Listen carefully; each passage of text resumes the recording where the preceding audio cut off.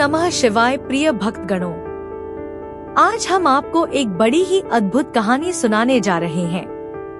अगर आप यह कहानी सुन रहे हैं तो कृपया पूरा सुने। इस कथा को आधा अधूरा छोड़कर जाने की गलती मत करना, क्योंकि इस पवित्र कथा को पूरा सुनने से मनचाहा फल की प्राप्ति होगी। इसलिए इस कथा को पूरा सुने। आप अगर भोलेनाथ के सच्चे भक्त हैं तो भोलेनाथ का अनादर ना करें। यह कथा बहुत ही आनंदित करने वाली कथा है। इस कथा को सुनकर आप निराश नहीं होंगे कि आपने अपना बहुमूल्य समय नष्ट कर दिया। आप भगवान भोलेनाथ की भक्ति में खो जाएंगे। तो चलिए इस कथा को शुरू करते हैं।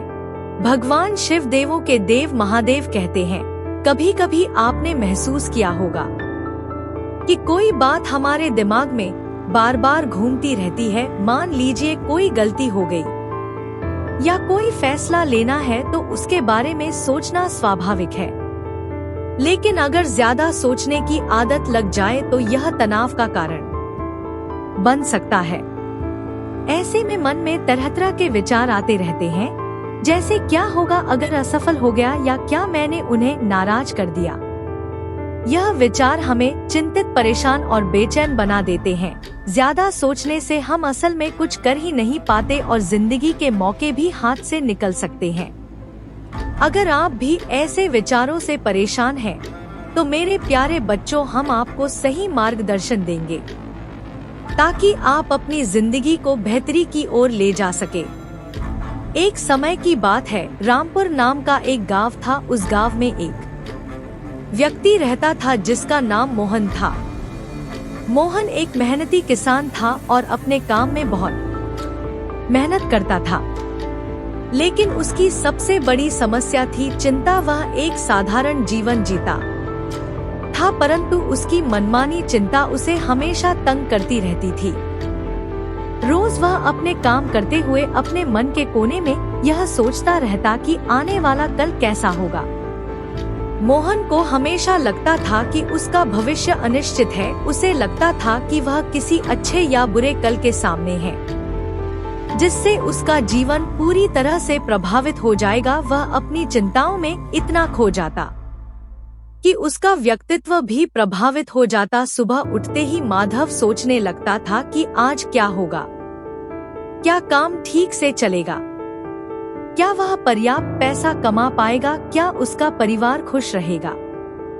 इन सवालों का जवाब न होने के कारण उसके मन में एक तूफान उठ खड़ा होता। रात भर नींद न आने के कारण उसकी आंखें सूजी हुई रहती। सुबह होते ही वह थका हुआ और निराश महसूस करता।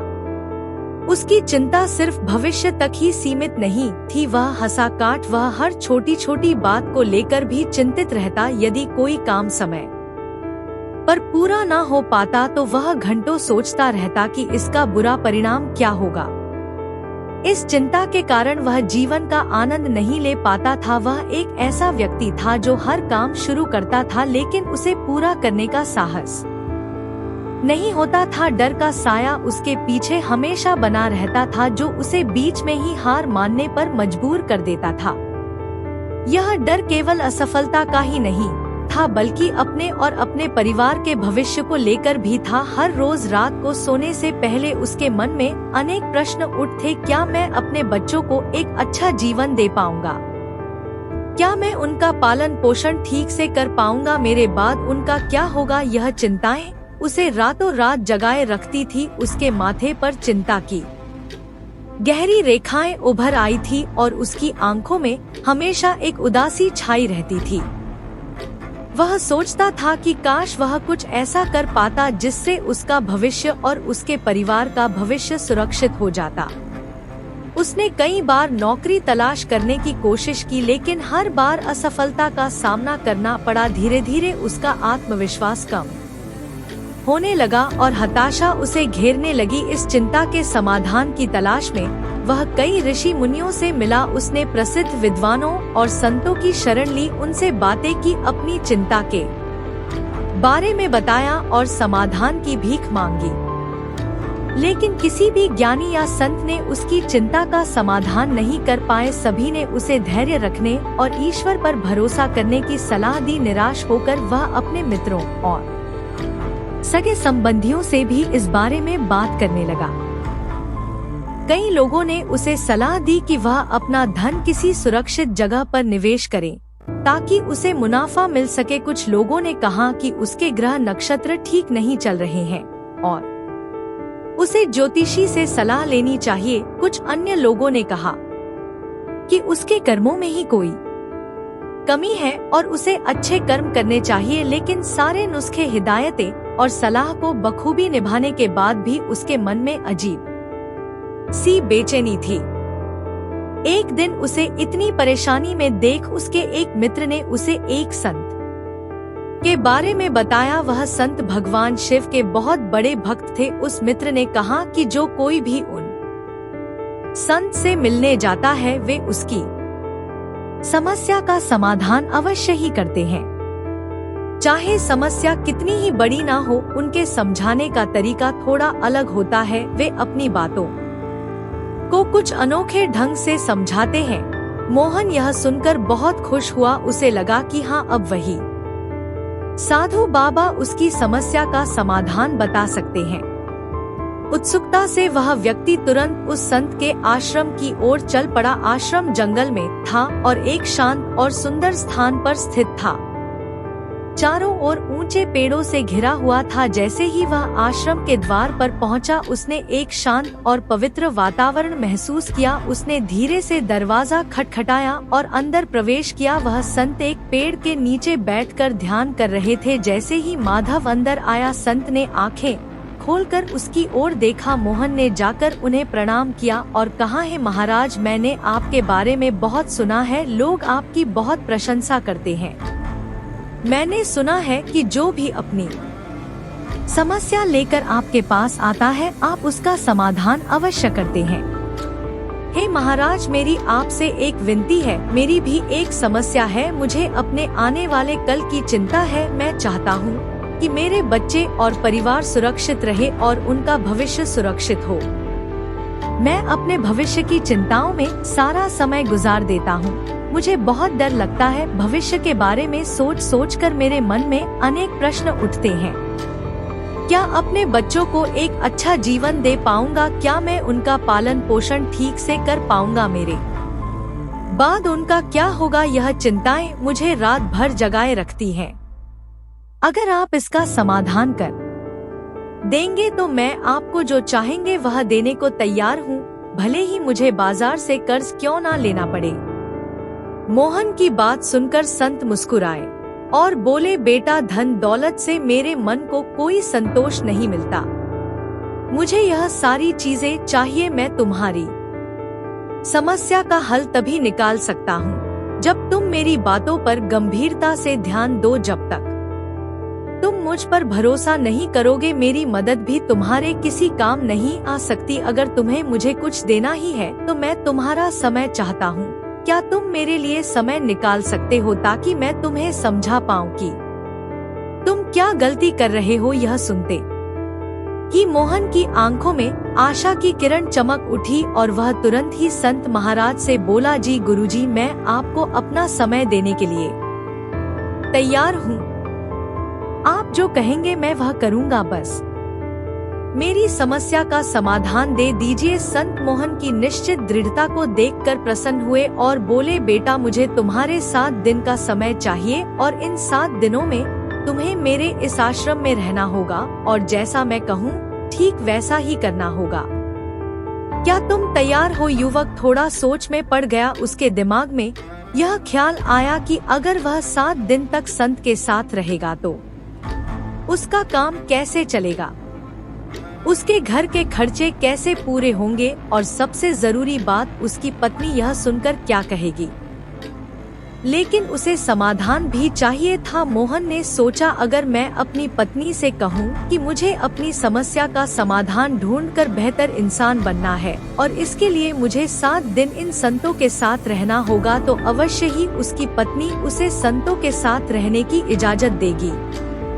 और वैसे भी मेरी जिंदगी से बस 7 दिन ही तो है, लेकिन अगर मैं इस समस्या का समाधान नहीं ढूंढ पाया तो यह चिंता मुझे जीवन भर परेशान करेगी। उसने सोचा कि वह इस समस्या का समाधान ढूंढने के लिए 7 दिन समर्पित कर सकता है। काफी सोच विचार के बाद उसने संत से कहा, ठीक है गुरुजी, मैं आपको 7 दिन देने के लिए तैयार हूँ, लेकिन पहले मुझे अपनी पत्नी को यह सब बताना होगा ताकि वह परेशान ना हो। इस पर संत ने कहा, जरूर बेटा, तुम मुझे कल इसी जगह पाओगे। मोहन ने उन्हें प्रणाम किया और घर लौटकर अपनी पत्नी को सारी बात बताई। पत्नी को सुनकर दुख हुआ, लेकिन वह अपने पति के प्यार और उसकी तकलीफ को समझ गई। उसने अपने पति को हौसला दिया और कहा, चिंता मत करो, मैं आपके साथ हूँ। अगले दिन मोहन साधु के आश्रम पहुँच गया। संत ने उससे कहा, आज से 7 दिन तक तुम्हें एक भिक्षु की तरह जीवन जीना होगा। तुम्हें उनके जैसे कपड़े पहनने होंगे, आश्रम में उनकी तरह सफाई करनी होगी और भिक्षा के लिए गांव में जाकर भोजन लाना होगा। लेकिन एक बात का ध्यान रखना, हर काम करने से पहले अपने मन में यह विचार करना होगा कि यह काम कैसा होगा, क्या मैं इसे पूरा कर पाऊँ?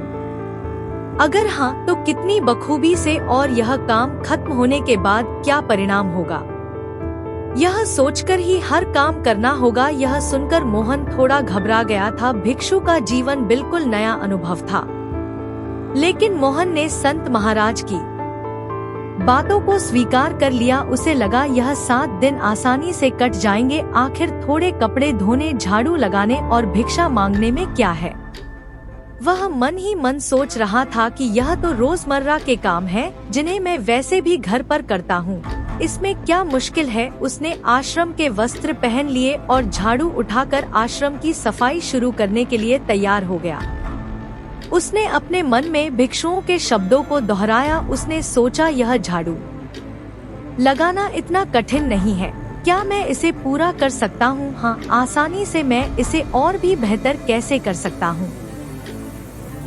धीरे और ध्यान से झाड़ू लगाकर यह सुनिश्चित करते हुए कि कोई कोना ना छूटे, इस काम को पूरा करने का क्या परिणाम होगा। आश्रम स्वच्छ होगा और रहने में अच्छा लगेगा। और फिर उसने आश्रम की सफाई शुरू कर दी।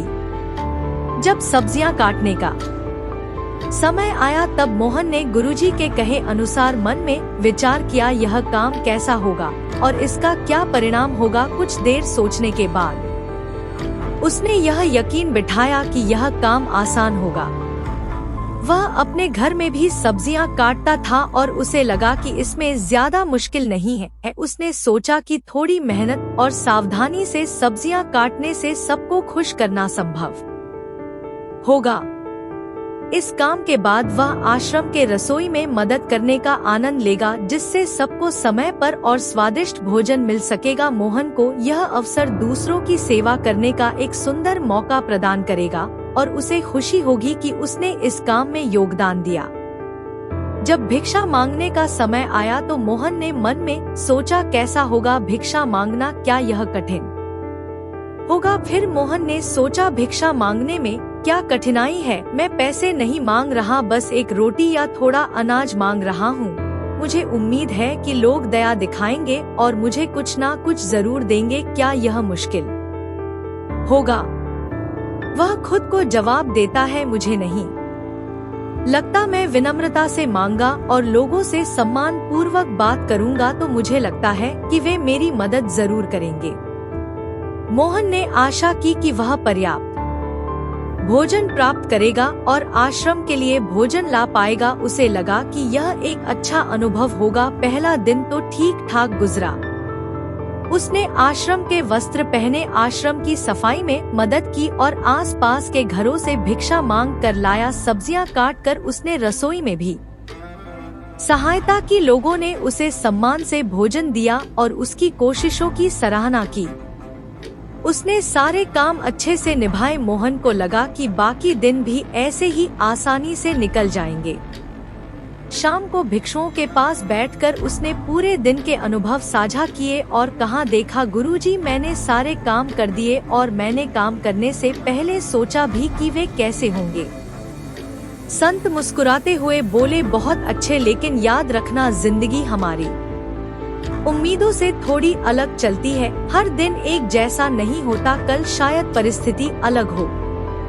अगले दिन मोहन के साथ कुछ ऐसा ही हुआ। भिक्षा मांगते समय एक घरवाली ने उसे डांट दिया, यह कहते हुए कि वह आलसी है और काम करने के बजाय भीख मांग रहा है। यह बात मोहन को चुभ गई। उसने मन ही मन सोचा कि वह तो गुरु के आदेश का पालन कर रहा है, फिर भी उसे अपमान सहना पड़ रहा है। फिर एक दिन आश्रम में सब्जियां काटते समय मोहन के हाथ पर चोट लग गई। उसे गुस्सा आया कि इतना आसान काम भी वह ठीक से नहीं कर पाया। ऊपर से रात के भोजन में भी सिर्फ रोटी और दाल थी।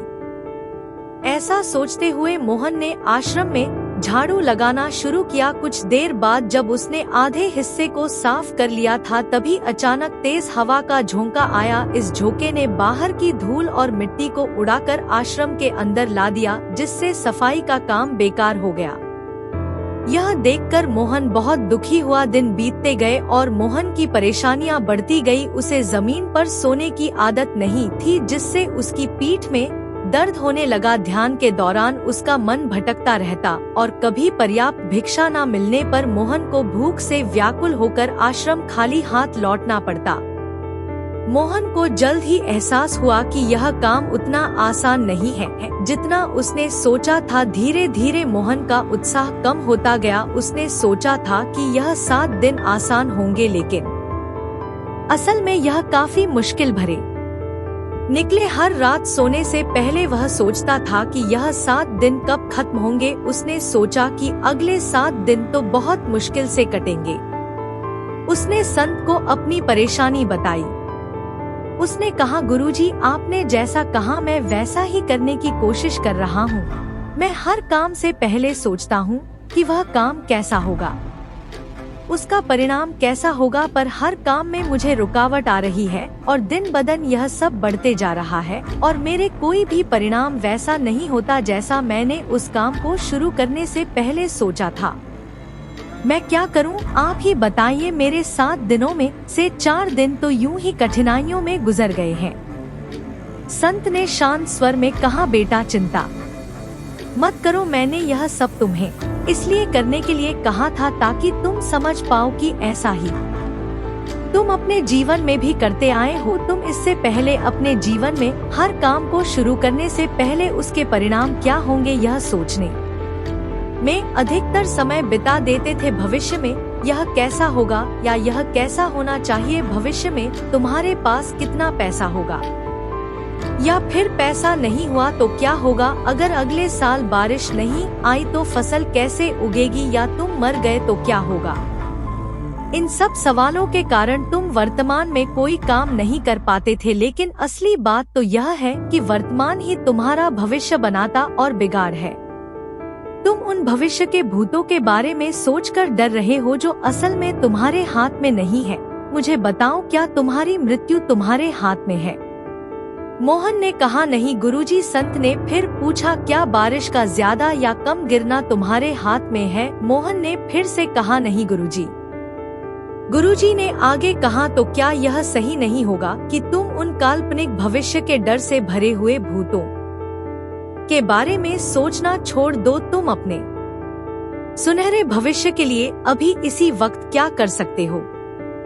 मोहन ने गुरुजी के इस ज्ञान को समझते हुए गंभीरता से बातों को अपने अंदर उतारा और कुछ देर शांत रहने के बाद पूछा, तो क्या गुरुजी आप यह कह रहे हैं कि मैं भविष्य के बारे में सोचना छोड़ दूं, कोई लक्ष्य ना रखूं अपने जीवन में? ऐसे तो मेरे जीवन का कोई अर्थ नहीं रह जाएगा। इस पर संत महाराज जोर से हंसते हुए बोले, बेटा यह तो बेवकूफी होगी। अगर तुम लक्ष्य ही नहीं रखोगे अपने जीवन में तो तुम्हें कैसे पता चलेगा कि किस दिशा में अपने कार्य करने हैं और किन जगहों पर अपनी ऊर्जा खर्च करनी है।